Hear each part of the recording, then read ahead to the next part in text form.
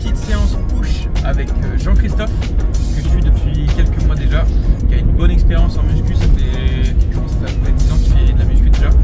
Très bon physique. Et là, depuis quelques mois, il a pour objectif de atteindre le pic de sa shape, de progresser en même temps en termes de force. Donc on va faire pas mal de bench à la barre par exemple aujourd'hui. Je vais montrer ça, je vais l'accompagner sur la séance, je vais essayer de le suivre. Je sais pas en termes de perf, on va essayer de voir si j'ai pas perdu les habitudes de la technique sur le développé couché.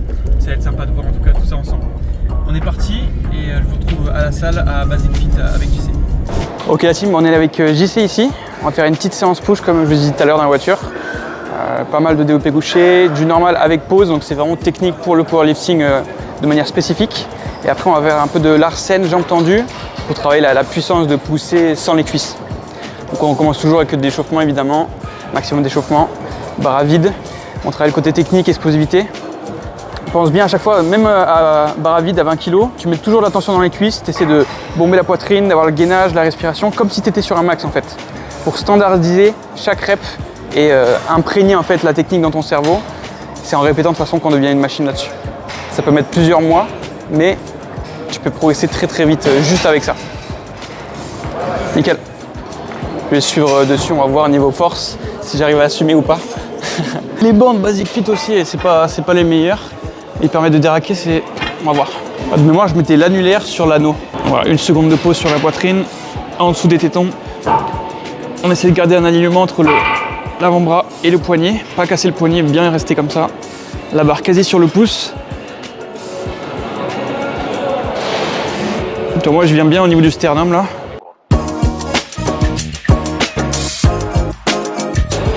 Ok. 60. Here we go. Allez, deuxième série à 60. Là, pareil, tu marques bien la pause à chaque fois. Freine un peu plus la descente. Voilà. 1 seconde et demie, 2 secondes, juste pour être bien. Et n'hésite pas vraiment d'insister sur ton côté pontage. Essaye de rapprocher ta poitrine de la barre au final. Moins tu auras de distance à faire, plus tu pourras être fort dessus. Nickel. Une dernière. Ok. Comment tu te sens? Bien, pas de douleur au poignet ou quoi?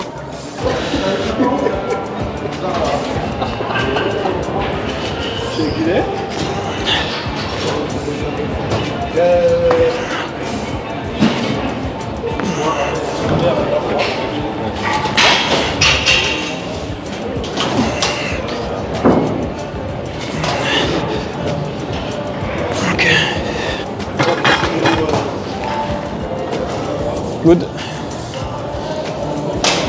Next, combien tu mets? 80 ou 90? C'est comme tu fais d'habitude, c'était 80 je crois. Hein. Les séries d'échauffement, elles sont là pour te préparer à l'effort et te mettre en condition, mais t'es pas censé fatiguer dessus. Pour ça, tu fais pas trop de reps. La première, elle est pas mal pour chauffer. Mais en 80, on fait 3-4 reps, histoire de, et après on passe direct à la suite, en attaque. Donc bench pause, première série, 5 à 95. Technique, hein. Explosivité sur la montée. Tu contrôles la descente, t'es gainé, t'insistes. Elle marque bien la pause, en bas. Ouais, super. Mets de la vitesse sur la montée. 3. Allez, encore la pause, bien. Ouais, super. Allez, la dernière, ça passe. Yes, t'insistes bien, nickel. Ok, nice. T'as essayé de gruger la pause 2 fois ou 3 fois. Donc ce qu'on va faire, c'est qu'on va faire à 90 pour être large et travailler technique à mort. Tu vois, le côté pontage, réduction d'amplitude, il faut que tu sois à l'aise en fait et que ce soit tellement facile qu'on ait de la marge de progression. Ça va être pas mal pour les prochaines semaines. Le problème en force, c'est quand tu vas trop à l'échec, tu peux pas mettre 2,5 kg de plus la semaine d'après, c'est impossible, tu es déjà à l'échec la semaine d'avant. Trop de fatigue, donc vaut mieux y aller petit à petit, avoir de la marge et rester bien technique, bien propre tout au long. Et c'est en répétant de toute façon que tu deviens bien. Je vais faire à 90 directement. On met pas de sécurité forcément. Quand vous êtes tout seul, je vous conseille de pas forcément en mettre sur le bench. Parce que si vous êtes coincé sous la barre, si vous n'avez pas les sécu, vous pouvez mettre d'un côté et de l'autre et la vider, c'est mieux. Après quand il y a quelqu'un, vous pouvez le mettre. Moi, j'ai l'habitude, ça bouge pas trop, donc sans les sécurités, ça me va très bien. Let's go. C'est bon.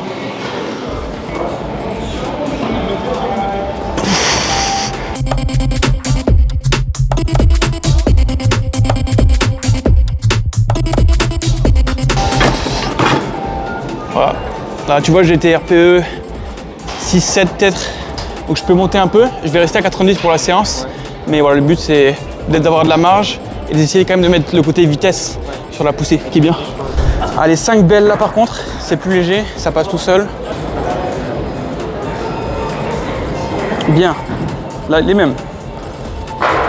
2, super. T'as large la force. 3, allez, marque bien la pause, mais t'affaisse pas. Bombe bien. Yes.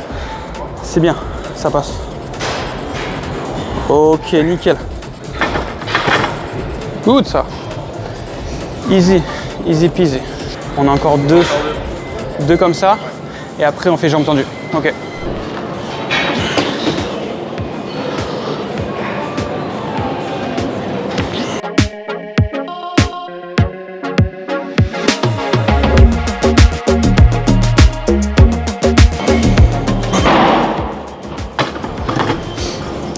Quand je fais pas gaffe, si tu t'affaisses trop, tu t'écrases. Ça peut être facile parce que tu as l'élan un peu, mais c'est mieux de bien bomber, quitte à avoir un arrêt complet. C'est dur, mais tu progresses bien plus vite en force comme ça.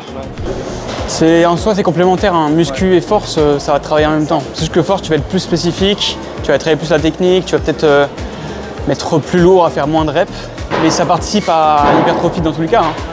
Ah, moi, j'ai jamais été aussi musclé que quand je faisais de la force.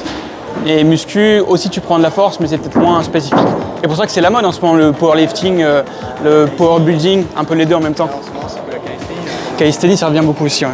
Mais ouais, là, j'ai certains élèves justement qui se mettent à la calisthénie, qui aiment bien ça, les figures, handstand push-up, tu sais, les pompes sans les mains, enfin juste sur les mains. Donc Larsen, donc c'est du bench pareil, sauf que là, on va pas avoir les pieds au sol, on va tendre les jambes. Donc on va uniquement pousser avec la force des bras et les pecs, et ça permet de renforcer le gainage en fait dans cette position-là.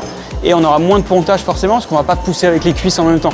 On va être plus à plat. On a baissé de 5 kg et on continue de séries comme ça, toujours avec la pause. Donc, ce que je fais, c'est que je déraque la barre à chaque fois et après je tends les jambes. Hop.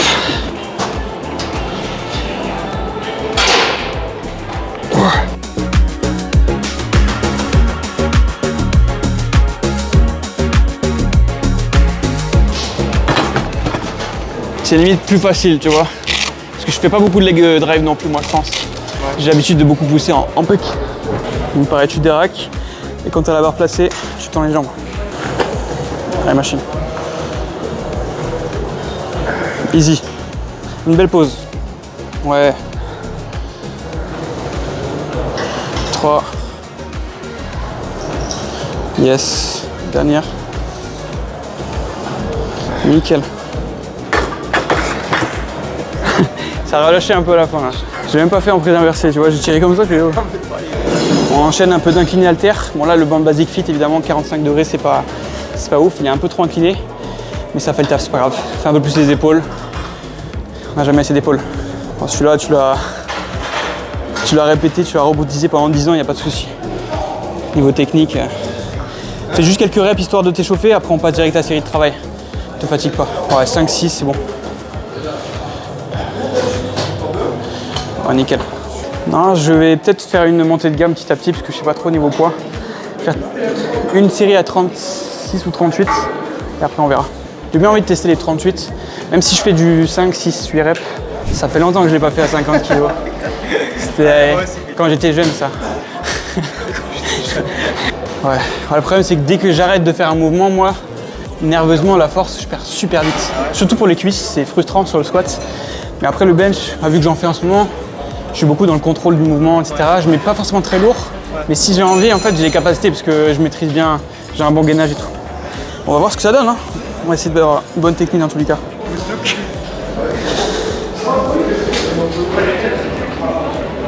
Yes.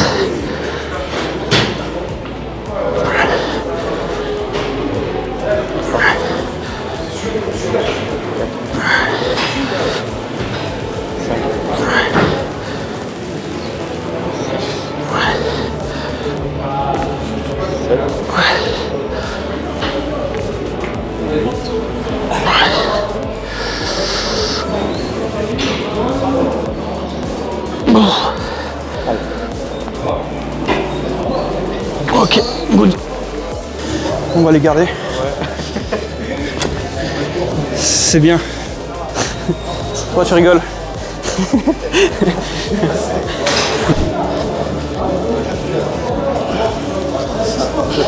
Allez, magnifique.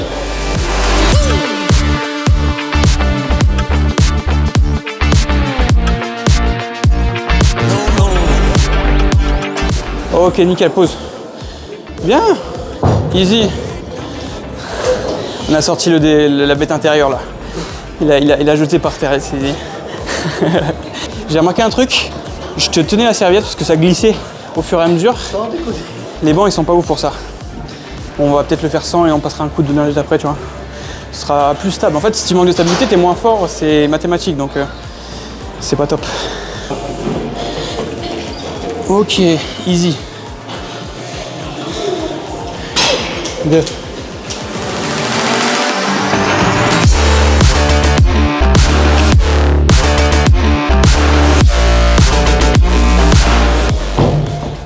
Nickel. Tu peux faire les 42, hein. On va monter encore. Il est assez humble parce qu'il me disait oh, d'habitude je fais 32, 35 dernièrement et tout, je me sentais pas aussi bien. Et quand je suis là, c'est quoi? C'est que quand je suis pas là et que tu suis le programme, c'est que tu vas tranquille. Il y a des moments où je sais pas, je répète l'origine des fois. Nickel. Donc là on enchaîne avec des écartés. Bon, vu que d'un côté elle est pris, on va le faire en un bras, en unilatéral. Ça fait le taf. On peut toucher son pec avec l'autre main. Pour les sensations, c'est assez agréable aussi. On peut bien sentir qu'on est sur le muscle. Non, tu rigoles, mais pour les débutants, c'est intéressant quand on a du mal à les sentir. Toi, tu as des pecs énormes, tu le sens déjà, donc ça va, mais tu le fais inconsciemment. C'est d'aligner le câble avec ton bras. Un léger flex, c'est pas mal. Voilà. Et à la fin, tu vois, tu as la tension qui part un peu. Donc tu n'es pas obligé de tendre trop le bras vers l'avant, tu restes un peu en tension comme ça suffit. Et tu essaies en fait de rapprocher ton coude du centre de gravité vers l'intérieur. Ouais. Et si tu perds la tension au bout d'un moment, n'hésite pas à te décaler un tout petit peu vers l'intérieur pour pas être gêné par ton bras. C'est un truc intéressant ça. Il y a pas mal de personnes, on est tous différents en fonction de la quantité de neurotransmetteurs qu'on a dans le cerveau en majorité. C'est le coach canadien Christian Thibodeau, il a fait des recherches là-dessus. Mais il a remarqué qu'il y a des gens qui étaient plutôt dans le côté explosif, ils aiment bien pousser lourd, envoyer, pousser en fait tout simplement. Et d'autres qui adoraient beaucoup plus le côté sensation. Et généralement les bodybuilders ils sont assez forts en sensation parce que ils ont les yeux fermés, ils essaient de bien sentir le muscle travailler à chaque fois. Et ça marche bien. Et je suis plutôt de cet ordre-là moi. J'aime bien fermer les yeux, sentir les muscles travailler et y aller tranquillement, doucement. Je suis pas le nerveux qui pousse. Ouais. T'es comment toi? Entre les deux, ça dépend. T'es entre les deux, ouais. Des émotions que j'ai. Ouais, c'est ça.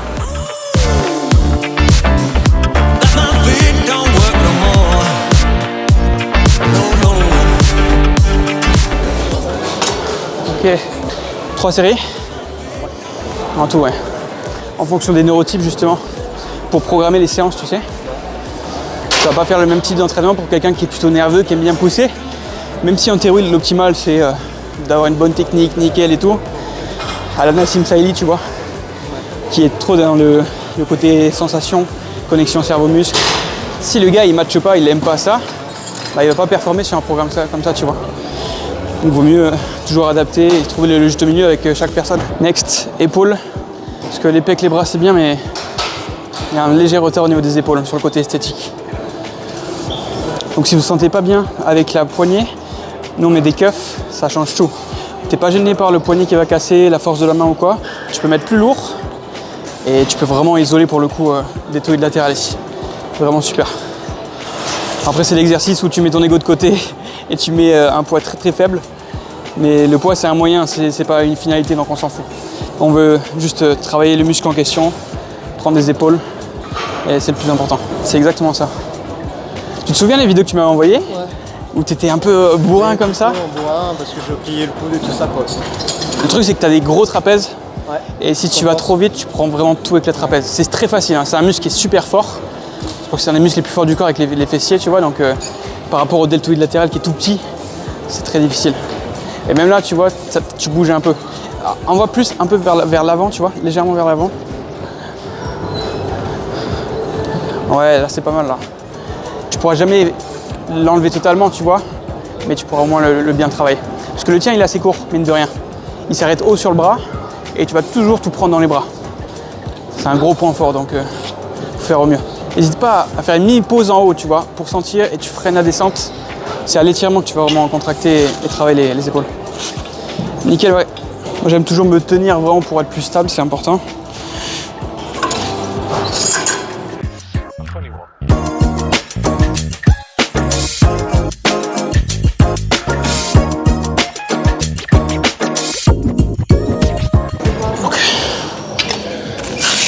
Élévation en Y, sur le banc presque debout ici. Monte bien les coudes, hein. Les coudes en premier, comme si tu avais les poignets cassés, tu sais, tu voulais vider une bouteille comme ça. Légèrement comme ça. Essaie d'oublier tes mains, vraiment monte les coudes en premier. Voilà, comme ça, là c'est mieux. Donc la différence par rapport à la poulie qu'on a fait avant, c'est qu'à la poulie on est bien étiré, bien contracté. Là on est purement sur de la contraction en haut. Et c'est vraiment de faire limite une pause et de freiner la descente sur la fin.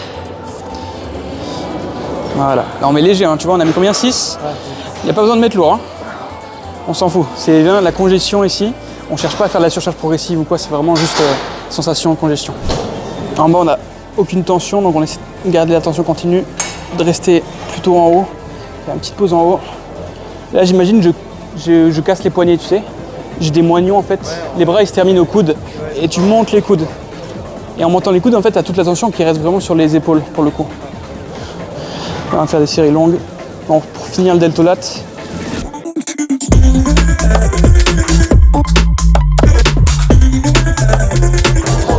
Oh, mortel à la fin. Tu sens peut-être pas tout au début, mais vraiment à la fin, à chaque fois, c'est les 5 dernières reps, ça brûle. Je fais peut-être une petite pause en haut, hein, et c'est que du bonheur. Voilà, on prend pas trop de repos. Là, on est deux, on enchaîne. Ouais, c'est ça. En fait, je serre pas trop au niveau des doigts. Tu tiens juste avec le majeur, le pouce et l'index, et ça fait le taf. Là, on va bien congestionner. Voilà. Nickel. Monte pas trop non plus. Voilà, c'est les coudes qui montent. Nickel. Et là, le fait d'être contre le banc, tu vas quasi pas utiliser les trapèzes. En plus, tu vas envoyer vers l'avant. Donc, on est quasi en isolation pure. Super exo, si vous débutez, vous sentez pas bien les épaules, à la place des élévations latérales debout. On va beaucoup moins tricher. Allez, fais une petite pause en haut et tu freines la descente là et tu finis avec des partiels, même si tu n'arrives pas à monter tout en haut. Vraiment chercher la brûlure. Là, t'es bien dessus. Yes, t'as chopé le truc, quoi, nickel. Yes. Donc triceps poulie latérale à un bras. On a la poulie sur le côté, c'est pas la meilleure, elle est un peu lourde ici. Mais ça va faire le taf. Donc là, j'aligne bien toujours le câble avec le bras. Tu vois, quand je tends, c'est vraiment aligné, c'est parallèle. Et le but, c'est que, en fait, ça me touche presque le nez à chaque fois. Et voilà, je mets un peu plus de biais, ouais. Il faut le faire en fonction de chaque poulie. Là, c'est peut-être un peu haut. Je le règle un peu plus bas d'habitude, mais là, on n'a pas le choix. Et vu qu'on a un buté avec la cuff, voilà, on essaie d'imaginer qu'on a juste un moignon. Et ça part du coude, en fait. Tout le monde part du coude. On garde attention sur le triceps tout le long. Bon étirement, bonne contraction en bas.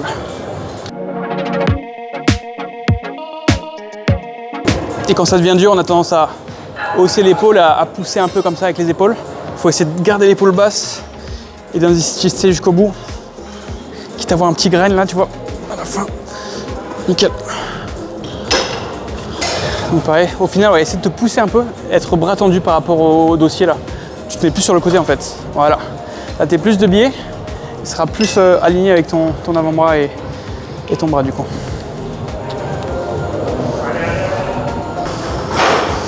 Bon, on est bien dessus. Hein. Ouais, c'est mieux comme ça. Super, toujours l'épaule basse. Nickel. Vous allez voir, on est bien sur le triceps ici.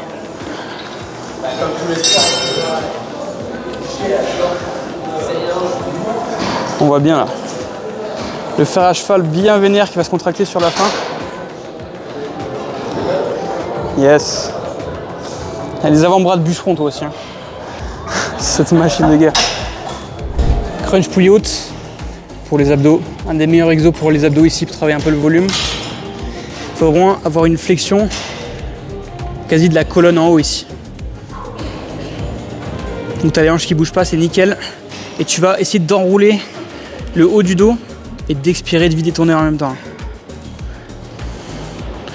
Moi je vais vraiment l'étirer un peu plus. Je vais te montrer après. C'est un exo que j'aime beaucoup pour le côté respiration, détente aussi en fin de séance, il est très sympa. Là c'est vraiment, tu vas chercher à cambrer le dos pour étirer et après tu vas enrouler le haut du dos. Tu laisses le poids te monter pour t'étirer et après t'enroules. Et le mouvement il part vraiment des épaules en fait. Tu vas pas tirer avec les bras, ça sert à rien parce qu'on veut juste faire ça, tu vois. Donc il faut que tu imagines que tu tires d'ici, les mains elles sont juste là pour tenir. Après au bout d'un moment, le grip il est dur ici.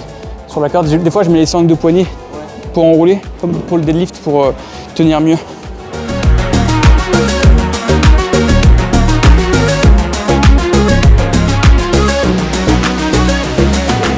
Ok. Voilà, là ça n'a rien à voir. Niveau prise, en plus il y a un bon grip sur celle-là.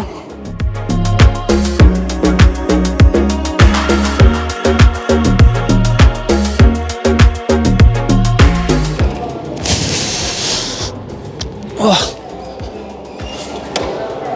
Ouais, tu sais, franchement, la contraction, ça fait limite des crampes à la fin. Bon, nickel, bonne petite séance. Ouais. On a baissé un peu les charges par rapport à ce que tu faisais d'habitude. À distance, c'est vrai que niveau technique, tu as tendance à mettre un peu plus. Ouais. C'est mieux de travailler le côté technique, explosivité, contrôle. Ouais. C'est tout à fait le défaut que quand tu es à distance, c'est vrai que des fois, on a pu tricher un petit peu parce que tu n'as pas le coach qui va te surveiller pour voir le mouvement adéquat, qui va te corriger sur le mouvement, qui va être vraiment plus parfait, quoi. C'est vrai qu'après, quand tu fais tout ça, tu vas te sentir confiant normalement. Et quitte à dire confiant, normalement, tu te engages sur une mauvaise routine, quoi. C'est ça que tandis que quand on est toujours avec un coach qui est, on va dire, encadré comme ici, par exemple Maxime, c'est vrai qu'il te remet un peu il te resserre les boulons. Alors, comme on dit l'expression, écoute, attention, mais c'était bien, mais pas comme il faut. C'est ça. C'est toujours le principe d'avoir toujours un coach sportif qui était personnellement, je recommande plus, on va dire, naturellement. Quoi. Ouais. Ce que je fais pas mal, moi, c'est plutôt le coaching à distance, malheureusement, de plus en plus, parce que ça permet d'aider un maximum de personnes, etc.